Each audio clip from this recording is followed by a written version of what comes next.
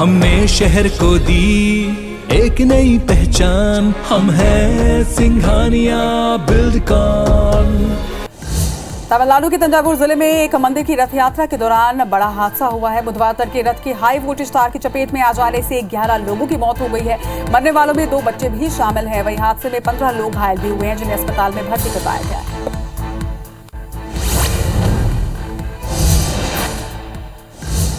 देश में कोरोना के बढ़ते मामलों को लेकर पीएम नरेंद्र मोदी आज सभी राज्यों के मुख्यमंत्रियों के साथ मीटिंग करेंगे। मीटिंग वीडियो कॉन्फ्रेंसिंग के जरिए दोपहर 12 बजे से होगी। देश में पिछले एक हफ्ते में लगातार 2000 से ज्यादा नए मरीज सामने आ रहे हैं। सबसे ज्यादा चिंता राजधानी दिल्ली को लेकर है।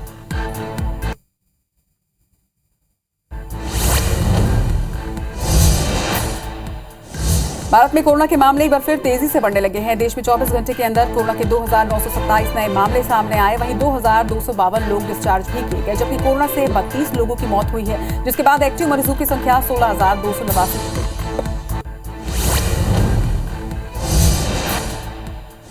आरजेडी नेता तेजस्वी यादव ने बिहार के सीएम को लेकर बड़ा बयान दिया। उन्होंने कहा कि बिहार के सीएम थके हुए हैं, कमजोर हैं। इनके आने के बाद हिंसक घटनाएं बढ़ी हैं और ये भाईचारा बनाए रखने में नाकामयाब रहे। ये नीतीश कुमार की विफलता है। सरकार इन मुद्दों पर क्यों खामोश रहती है? क्योंकि नीतीश कुमार को पता है कि वो बैसाखी पर है। आईपीएल में आज का मुकाबला गुजरात और हैदराबाद के बीच खेला जाएगा। मुकाबला शाम को 7:30 बजे मुंबई में होगा। इस आयोजन में इस सीजन में गुजरात 6 तो वहीं हैदराबाद अपने 5 मुकाबले जीत चुकी है। पॉइंट टेबल में गुजरात हैदराबाद से आगे है। यूक्रेन से जंग के 62वें दिन रूसी विदेश मंत्री सर्गेई लावरोव ने तीसरे विश्व युद्ध की धमकी दे दी है। सरकारी वीडियो से बात करते हुए उन्होंने कहा कि ये जंग रूस और नाटो के बीच है। ऐसा हो सकता है कि ये परमाणु युद्ध में बदल जाए। यूक्रेन को हथियार देकर पश्चिमी देशों ने इस खतरे को बढ़ा दिया है। तमिलनाडु के तंजावुर जिले में एक मंदिर की रथ यात्रा के दौरान बड़ा हादसा हुआ है। बुधवार तड़के रथ के हाई वोल्टेज तार की चपेट में आने से 11 लोगों की मौत हो गई। मरने वालों में 2 बच्चे भी शामिल हैं। वहीं हादसे में 15 लोग घायल हुए हैं, जिन्हें अस्पताल में भर्ती करवाया गया है।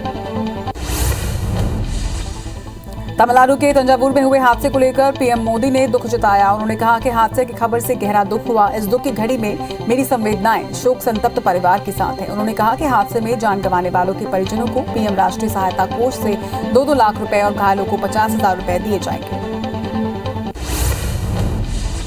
वहीं राज्य के सीएम एमके स्टालिन ने घटना पर दुख जताते हुए मृतक के परिजनों को 5 लाख रुपए की सहायता राशि देने का ऐलान किया है। वो आज तंजावुर पहुंचेंगे, जहां पर हालात का जायजा लेंगे और घायलों से मुलाकात करेंगे। रथ यात्रा एक मोड़ से गुजर रही थी। वहीं इस दौरान रथ पर खड़े लोग एक हाई वोल्टेज तार की चपेट में आकर जिससे यह हादसा हुआ। देश में कोरोना के बढ़ते मामलों को लेकर पीएम नरेंद्र मोदी आज सभी राज्यों के मुख्यमंत्रियों के साथ एक मीटिंग करेंगे। मीटिंग वीडियो कॉन्फ्रेंसिंग के जरिए दोपहर 12 बजे से की जाएगी। देश में पिछले एक हफ्ते से लगातार 2000 से ज्यादा नए मरीज सामने आ रहे हैं। सबसे ज्यादा चिंता राजधानी दिल्ली को लेकर है। प्रधानमंत्री नरेंद्र मोदी की बैठक में सीएम भूपेश बघेल और मध्य प्रदेश के सीएम शिवराज सिंह चौहान भी वीडियो कॉन्फ्रेंसिंग के जरिए जुड़ेंगे। कोरोना की चौथी लहर की आशंकाओं के बीच पीएम मोदी की मुख्यमंत्रियों के साथ ये पहली बैठक है। माना जा रहा है कि मीटिंग के दौरान देश भर में कोरोना की बूस्टर डोज को फ्री किए जाने का प्रस्ताव जारी किया जा सकता है। भारत में कोरोना के मामले एक बार फिर तेजी से बढ़ने लगे हैं। देश में 24 घंटे के अंदर कोरोना के 2927 नए मामले सामने आए हैं। वहीं 2252 लोग डिस्चार्ज किए गए, जबकि कोरोना से 32 लोगों की मौत दर्ज की गई, जिसके बाद एक्टिव मरीजों की संख्या 16,279 पर पहुंच चुकी है। दिल्ली में भी कोरोना के मामले तेजी से बढ़ रहे हैं। 24 घंटे के अंदर 1204 नए मरीज सामने आए हैं, तो वहीं 8 के अंदर 1204 नए मरीज सामने आए हैं, तो वहीं 863 स्वस्थ होकर डिस्चार्ज भी किए गए। संक्रमण से 1 की मौत दर्ज की गई है। वहीं इसके बाद एक्टिव मरीजों की संख्या देश में 4,508 पर है। दिल्ली के साथ ही देश के दूसरे राज्यों में भी कोरोना के नए मामले बढ़ रहे हैं। मिजोरम में कोरोना के 164 नए मामले सामने आए, तो वहीं महाराष्ट्र में 24 घंटे के अंदर 153 नए मरीजों की पुष्टि की गई। 4 लोगों की मौत भी दर्ज हुई है। तमिलनाडु में 72 नए मामले भी सामने आए हैं। मध्य प्रदेश में कोरोना के नए मरीज एक बार फिर से दिखने लगे हैं। 24 घंटे में कोरोना के 13 नए मरीजों की पुष्टि की गई, जिसके बाद प्रदेश में एक्टिव मरीजों की संख्या बढ़कर 75 पर पहुंच चुकी है। हालांकि एक भी मरीज की मौत दर्ज नहीं की गई। वहीं 8 मरीज डिस्चार्ज भी हुए हैं। मध्य प्रदेश में वैक्सीनेशन का आंकड़ा 11 करोड़ 74 लाख के पार पहुंच चुका है। छत्तीसगढ़ के 21 जिलों में कोरोना के एक भी नए मामले सामने नहीं आए हैं। 4,911 टेस्ट में 7 पॉजिटिव मिले, जिसके बाद पूरे प्रदेश में एक्टिव केस की संख्या 27 पर है। बलौदाबाजार, गरियाबंद, बिलासपुर, जांजगीर चांपा में एक पॉजिटिव केस सामने आए, तो वहीं 14 जिलों में एक भी एक्टिव केस नहीं है। 24 घंटे में एक भी मौत दर्ज नहीं की गई। अमेरिका की उपराष्ट्रपति कमला हैरिस कोरोना पॉजिटिव पाई गई हैं। पॉजिटिव आने के बाद उन्होंने खुद को क्वारंटाइन किया है। उन्होंने ये जानकारी खुद साझा की, हालांकि उनमें कोरोना के कोई गंभीर लक्षण नहीं मिले हैं। चीन का आर्थिक राजधानी शंघाई देश की कोरोना राजधानी भी बनती जा रही है। मंगलवार को चीन में कोरोना के 1908 नए मामले सामने आए हैं, जिनमें 1661 अकेले शंघाई से ही हैं। शंघाई में 52 लोगों की कोरोना से मौत की भी खबर सामने आ रही है। वहीं तेजी से बढ़ते मामलों को देखते हुए सरकार ने राजधानी बीजिंग में 2 करोड़ लोगों की कोरोना जांच के आदेश दिए हैं। कोरोना के बढ़ते मामलों ने चीन की अर्थव्यवस्था को भी बेहाल कर रखा है। अंतर्राष्ट्रीय मुद्रा कोष की चीन की जीरो कोविड पॉलिसी का हवाला देकर देश की डेवलपमेंट ग्रोथ 4.8% से घटाकर 4.4% पर कर दी है। वहीं चीन की 5.5% अनुमान से ये काफी कम है। कोरोना के साथ लॉकडाउन की दोहरी मार से सबसे ज्यादा बुरे हालात शंघाई के हैं, जहां पर लोगों को कोरोना के साथ लॉकडाउन की तकलीफ का भी सामना करना पड़ रहा है। शंघाई के 2.5 करोड़ लोग घरों में बंद हैं। बीते 26 दिनों से लोग अपने घरों में कैद हैं। वहीं इस वजह से लोगों के पास खाना और पानी दोनों की ही समस्या हो रही है। अफगानिस्तान के फैजाबाद में भूकंप के झटके महसूस किए गए। नेशनल सेंटर फॉर सिस्मोलॉजी के मुताबिक रेक्टर स्केल पर इसकी तीव्रता 4.0 आंकी गई। वहीं भूकंप का केंद्र अफगानिस्तान से 94 किलोमीटर दूर साउथ ईस्ट में था। फिलहाल किसी के भी नुकसान की खबर नहीं है। यूक्रेन से जंग के 62वें दिन रूसी विदेश मंत्री सर्गेई लावरोव ने तीसरे विश्व युद्ध की धमकी दे दी है। सरकारी मीडिया से बातचीत करते हुए उन्होंने कहा कि ये जंग रूस और नाटो के बीच है। ऐसा हो सकता है कि ये परमाणु युद्ध में तब्दील हो जाए। यूक्रेन को हथियार देकर पश्चिमी देशों ने इस खतरे को बढ़ा दिया है। आरजेडी नेता तेजस्वी यादव ने बिहार के सीएम को लेकर बड़ा बयान दिया। उन्होंने कहा कि बिहार के सीएम थके हुए हैं, कमजोर हैं। इनके आने के बाद हिंसक घटनाएं बढ़ी हैं और वो भाईचारा बनाए रखने में नाकामयाब रहे हैं। नीतीश कुमार की विफलता है। सरकार इन मुद्दों पर आखिर खामोश क्यों रहती है? क्योंकि नीतीश कुमार को पता है कि वो बैसाखी पर है। मध्य प्रदेश में सीएम शिवराज सिंह चौहान 21,000 परिवारों को आज गृह प्रवेश करवाएंगे। 1 लाख से अधिक आवास वितरित किए जाएंगे और 30,000 से अधिक आवासों के लिए भूमि पूजन भी किया जाएगा। साथ ही 50,000 हितग्राहियों के खाते में 500 करोड़ भी आज सीएम जमा करवाएंगे। कुशाभाऊ ठाकरे हॉल में यह आयोजन होगा।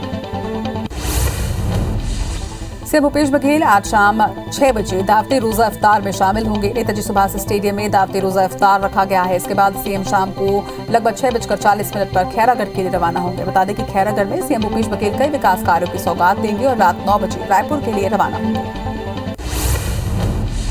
छत्तीसगढ़ के सीएम भूपेश बघेल आज खैरागढ़ के दौरे पर हैं, जहां पर खैरागढ़ महोत्सव की वो शुरुआत करने जा रहे हैं। साथ ही 6 करोड़ 51 लाख रुपए के कार्यों का भूमि पूजन भी होगा। वहीं चिटफंड कंपनी के निवेशकों को 1.5 करोड़ रुपए की राशि भी लौटाई जाएगी। इसके साथ ही 9 स्वामी आत्मानंद उत्कृष्ट अंग्रेजी स्कूल का लोकार्पण भी करेंगे। बस्तर के वनांचल के निवासियों के लिए महत्वपूर्ण सौगात मिलने वाली है। रैली कोसा के एमएसपी पर अब खरीदी की जाएगी, जिसके लिए राज्य लघु वनोपज संघ और रेशम संचालनालय के एमओयू किए गए हैं। सीएम भूपेश बघेल की घोषणा पर अमल अब शुरू हो चुका है। वहीं छत्तीसगढ़ में 8 से 10 करोड़ रैली कोसा कोकून का वार्षिक उत्पादन किया जाता है। छत्तीसगढ़ के मुख्यमंत्री भूपेश बघेल ने राजस्व विभाग की समीक्षा बैठक की है। बैठक में सीएम ने विवादित नामांतरण और बंटवारे के लंबित राजस्व प्रकरणों के जल्द निराकरण के निर्देश दिए। उन्होंने कहा कि जमीन के सीमांकन संबंधित प्रकरणों का 31 मई तक निपटारा किया जाए। भोपाल में शिवराज कैबिनेट की अहम बैठक हुई। गृहमंत्री नरोत्तम मिश्रा ने कैबिनेट फैसलों की जानकारी लेते हुए ये बताया कि संत रविदास स्वरोजगार योजना को स्वीकृति दी गई है। इसके साथ ही डॉक्टर भीमराव अंबेडकर आर्थिक कल्याण योजना को भी मंजूरी मिली है। गृहमंत्री नरोत्तम मिश्रा ने बताया कि विभिन्न विभागों के नए पदों के सृजन को कैबिनेट की स्वीकृति मिली है। 9 से 10 जनवरी को इंदौर में प्रवासी भारतीय दिवस होगा। इसके साथ ही प्रदेश में परशुराम जयंती इन्वेस्टर समिट भी मनाया जाएगा।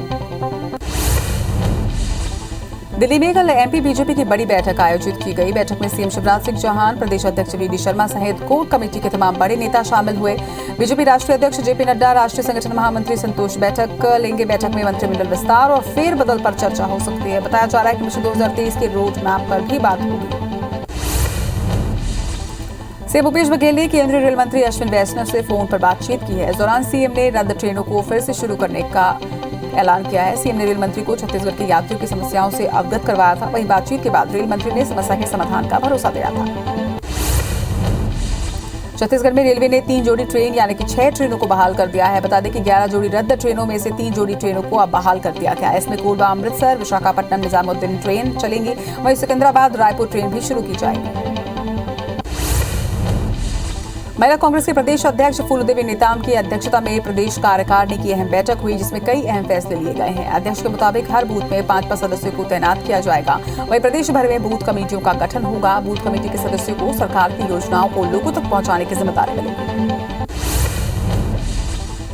केंद्रीय राज्य मंत्री रामदास अठावले ने छत्तीसगढ़ में अपने विभाग की समीक्षा की। इस दौरान अठावले ने राज्य सरकार पर आरोप लगाते हुए कहा कि वर्तमान में भी छत्तीसगढ़ को पर्याप्त फंड दिया जा रहा है, लेकिन राज्य सरकार की उदासीनता के कारण वो आम जनता तक नहीं पहुंच रहा। खरगोन हिंसा को लेकर पूर्व मुख्यमंत्री दिग्विजय सिंह ने फिर बड़ा बयान दिया है। दिग्गी ने बीजेपी पर बड़ा आरोप लगाते हुए कहा कि बीजेपी गरीब मुसलमानों को पत्थर फेंकने के लिए पैसे देती है। एमपी बीजेपी प्रदेश अध्यक्ष वी डी शर्मा ने नेता प्रतिपक्ष कमलनाथ के खिलाफ विधानसभा अध्यक्ष को एक पत्र लिखा है। उन्होंने पत्र के जरिए कमलनाथ के खिलाफ कार्रवाई की मांग की। इसके साथ ही कमलनाथ पर विधानसभा के लिए असंसदीय भाषा का इस्तेमाल करने का आरोप लगाया। खरगोन में आज भी 9 घंटे की छूट दी गई। सभी सेवाओं के साथ बैंक और पोस्ट ऑफिस को खोलने की भी आज अनुमति मिली है। वहीं बसों के आवागमन और कृषि मंडी में आने वाले वाहनों को भी छूट दे दी गई। इसके अलावा अन्य वाहनों पर प्रतिबंध लगा रहा। आदेश के मुताबिक पेट्रोल पंप और कैरोसिन पर छूट लागू नहीं होगी। खरगोन में दिन का कर्फ्यू पूरी तरह से हटा लिया गया है। गृहमंत्री नरोत्तम मिश्रा ने कहा कि खरगोन में शांति है, इसलिए दिन के कर्फ्यू को पूरी तरह से हटा लिया गया। हालांकि एहतियातन रात का कर्फ्यू अभी भी जारी रहेगा। वहीं समीक्षा कर इस पर फैसला लिया जाएगा। खरगोन हिंसा के बाद मध्य प्रदेश सरकार के गठित 2 सदस्यीय दावा अधिकरण दल दंगा प्रभावित क्षेत्रों में पहुंचा। दल के अध्यक्ष सदस्य ने हिंसा प्रभावितों से बातचीत की। वहीं दल के अध्यक्ष सदस्य सप्ताह में 5 दिन तक पीड़ितों के दावे आपत्ति पर सुनवाई करेंगे। रायगढ़ के पुंजी पथरा इंडस्ट्रियल पार्क में बिजली संकट से जूझ रहे स्टील उद्योगों की हालात को लेकर सांसद गोमती साय ने चिंता जाहिर की है। उन्होंने कहा कि भूपेश सरकार के कार्यकाल में बड़े उद्योग बेलगाम हो गए हैं। अगर बड़े उद्योग समूहों ने छोटे उद्योगों को बिजली प्रदान करने के लिए एग्रीमेंट किया है तो उन्हें बिजली उपलब्ध करनी चाहिए। बीजापुर में पुलिस चेकिंग के दौरान 3 नक्सलियों को गिरफ्तार किया गया है। सभी नक्सली सप्लाई टीम के सदस्य हैं। वहीं पुलिस ने मौके से विस्फोटक सहित नकद पैसे भी बरामद किए। ये कार्रवाई मिरतुर पुलिस ने की है। जबलपुर के बगराजी बस्ती में खाने की बात को लेकर देवर ने भाभी की हत्या कर दी। 10 साल पहले मृतका के पति की मौत हो जाने के बाद से ही देवर उसे अपनी पत्नी बनाकर साथ में रखे हुए था और बीते कई दिनों से दोनों के बीच विवाद होता रहता था। घटना के बाद पुलिस ने आरोपी को गिरफ्तार कर लिया है। मुरैना के पहाड़गढ़ थाना इलाके में स्याही टेक गांव में डकैत ने ग्रामीणों पर फायरिंग की है। डकैत कल्ली गुर्जर गांव की एक लड़की से शादी करना चाहता था और परिवार पर उसे शादी करने का दबाव बना रहा था। नहीं मानने पर गांव में घुसकर उसने गोलीबारी की। वहीं डकैत पर 15,000 का इनाम भी घोषित है। उज्जैन चिमनगंज कृषि उपज मंडी में मामूली विवाद पर सुरक्षा गार्ड ने एक किसान पर गोली चला दी। वहीं घटना के बाद गुस्साए किसानों ने चक्का जाम किया है। गनीमत रही कि गोली किसान राकेश के हाथ को छूते हुए निकल गई, जिससे किसान को मामूली चोट आई। बिलासपुर के बिल्हा थाना क्षेत्र में रिश्वत मांगते हुए एक आरक्षक का वीडियो वायरल हो रहा है। आरक्षक ने कोर्ट में चालान पेश करने के लिए पीड़ित से 15,000 रुपए की रिश्वत मांगी। वहीं वीडियो वायरल होने के बाद एसएसपी पारुल माथुर ने आरक्षक नरेश बिरतिया को लाइन अटैच कर दिया है। बिलासपुर के कोतवाली पुलिस ने बिटुमिन डामर सप्लाई और डिलीवरी के नाम पर ठगी करने वाले आरोपी को मुंबई से गिरफ्तार किया। आरोपी ने एसके इंडस्ट्रीज के संचालक से 6 करोड़ 20 लाख रुपए की ठगी की थी, जिसकी शिकायत पर कोतवाली पुलिस ने यह कार्रवाई की है। बलौदाबाजार की भाटापारा ग्रामीण पुलिस की टीम ने sunshine infra build company chit fund के डायरेक्टर संजीव सिंह बघेल को गिरफ्तार किया है। आरोपी के खिलाफ जिलों के 11 थानों में केस दर्ज है। पूरे जिले में चिटफंड कंपनी से पैसा वापसी के लिए 5,000 से ज्यादा आवेदन आए थे। आरोपी से करीब 13 करोड़ रुपए वसूली की जानी है। इंदौर के बड़नगर विधानसभा से कांग्रेस विधायक मुरली मोरवाल के बेटे करण मोरवाल को पुलिस ने गिरफ्तार किया है। कोर्ट के निर्देश पर इंदौर के एमजी रोड थाने में करण मोरवाल के खिलाफ कोर्ट रचित दस्तावेज को केस दर्ज हुआ है, जिसके बाद पुलिस ने आरोपी करण मोरवाल को गिरफ्तार कर कोर्ट में पेश किया। बड़वानी में अवैध जुआ खिलाने के मामले में पुलिस को बड़ी सफलता हाथ लगी है। सेंधवा के चारण मोहल्ले के पास स्थित भाजपा पार्षद इमरान खत्री के बाड़े से जुआ खेलते हुए पुलिस ने 32 लोगों को हिरासत में लिया। आरोपी के पास से 9 लाख रुपए नगद, 30 मोबाइल और 4 कार के साथ 5 बाइकें जब्त की गई। बिलासपुर सिविल लाइन और चक्रभाटा पुलिस ने बिजली टावर से लोहे का एंगल चोरी करने वालों पर कार्रवाई की है। 2 मामलों में 3 आरोपी को गिरफ्तार किया गया। वही मामले में सीएसपीडीसीएल का मैनेजर भी टावर का सामान बेचते पकड़ाया है। मौके से 500 किलो से ज्यादा लोहे का एंगल जब्त हुआ है।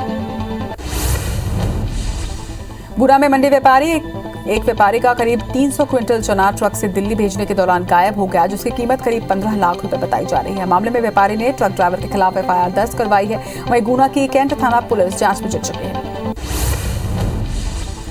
मंदसौर की नारायणगढ़ पुलिस ने एम्बुलेंस से डोरा चुरा के तस्करी करते आरोपी को गिरफ्तार किया है। पुलिस को लंबे समय से मादक पदार्थ तस्करी करने की सूचना मिल रही थी, जहां पर संजीत रोड कचारिया चौपाटी पर नाकेबंदी कर करीब 8 बोरों से 1 क्विंटल 50 किलो अवैध डोरा चुरा बरामद किया गया। बलौदाबाजार जिले के सिमगा में पुलिस ने गांजे के साथ एक आरोपी को गिरफ्तार किया है। मुखबिर की सूचना पर पुलिस ने रॉयल ढाबा के पास नाकेबंदी कर क्रेटा कार से 2 क्विंटल गांजा बरामद किया, जिसकी कीमत 16 लाख रुपए बताई जा रही है। दबदरी की गायत्री उद्यानिकी कॉलेज में सीनियर छात्रों द्वारा अपने जूनियर छात्रों के साथ रैगिंग का मामला सामने आया। पीड़ित छात्र ने थाने में शिकायत दर्ज करवाकर कार्रवाई की मांग की है। वहीं छात्रों का आरोप है कि रैगिंग के वक्त कॉलेज के एनएसएस प्रभारी और एक महिला प्राध्यापक भी मौजूद थे। इसके बाद भी रैगिंग की गई। छतरपुर के पीपर थाना क्षेत्र में लग्जरी कार से चोरी करने पहुंचे चोर रंगे हाथों ग्रामीणों के हत्थे चढ़ गए। ग्रामीणों ने चोर की जमकर पिटाई की और फिर रस्सी से बांधकर पुलिस को सूचना दी। घटना के बाद मौके पर पहुंची पुलिस ने चोरों को गिरफ्तार कर लिया है।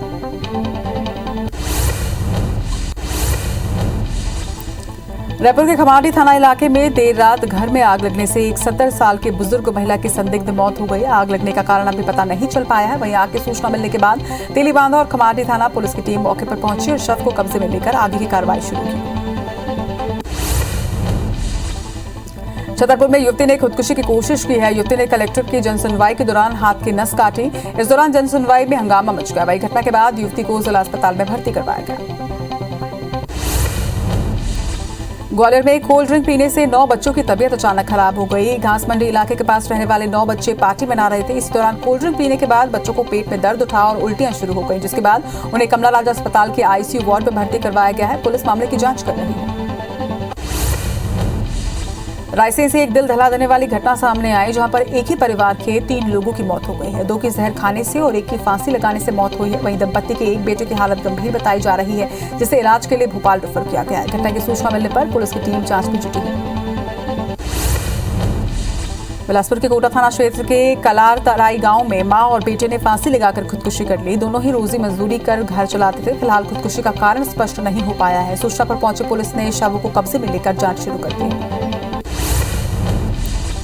महासमुंद के रहने वाले एक युवक ने स्थानीय विधायक और कलेक्टर को अपनी सुसाइड की बात कहते हुए पत्र लिखा है। युवक ने आरोप लगाया है कि चयनित होने के बाद भी उसकी पदस्थापना नहीं की गई, भर्ती प्रक्रिया रद्द कर दी गई। तो वहीं कलेक्टर ने मामले में नियमानुसार कार्रवाई करने की बात कही।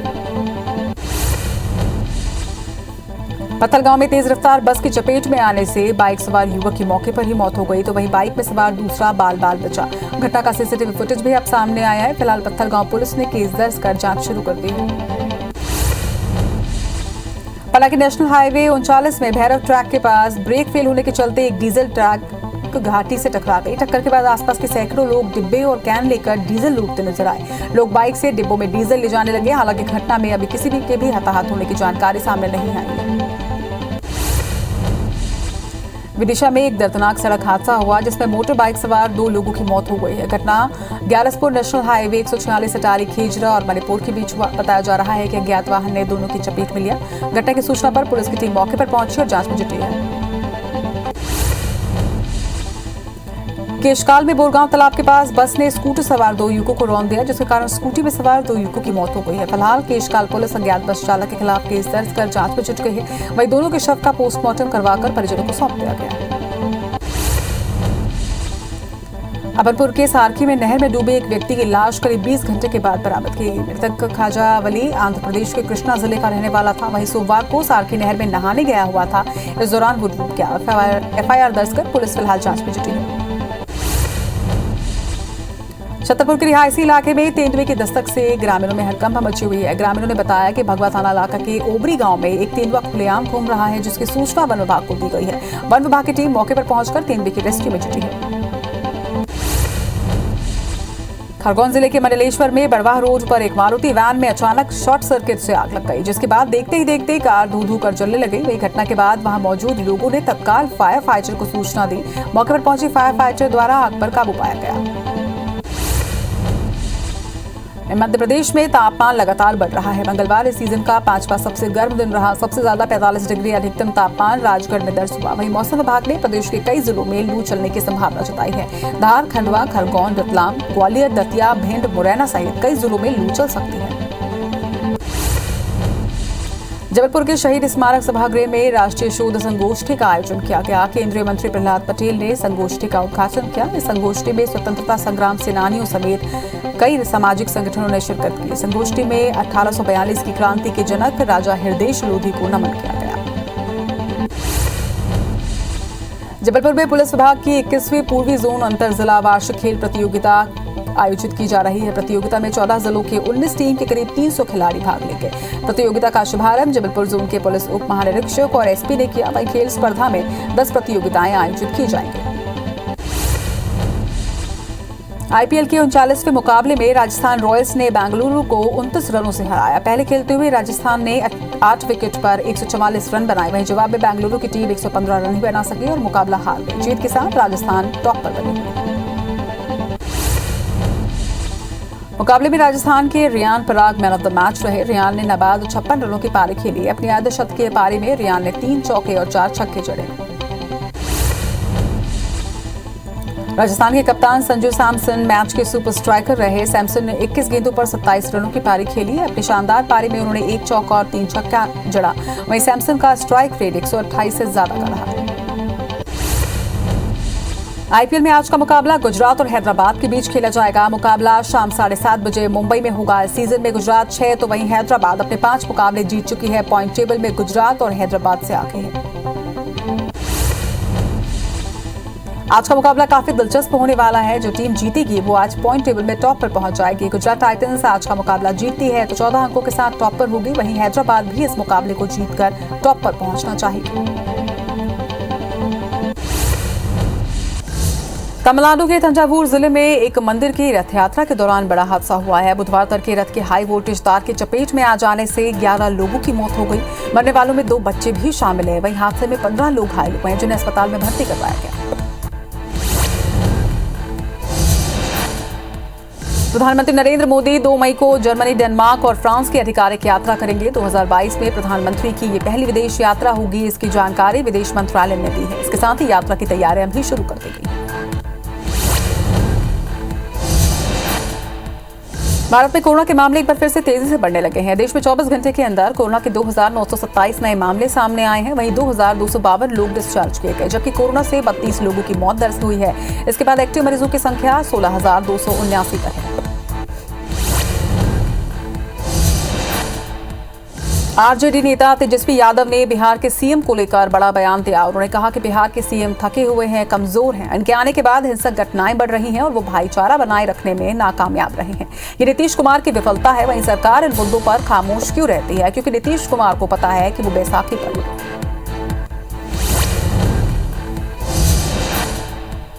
आईपीएल में आज का मुकाबला गुजरात और हैदराबाद के बीच खेला जाएगा। मुकाबला शाम को ठीक 7:30 बजे मुंबई में होगा। इस सीजन में गुजरात 6 तो वहीं हैदराबाद अपने 5 मुकाबले जीत चुकी है। पॉइंट टेबल में गुजरात हैदराबाद से आगे है।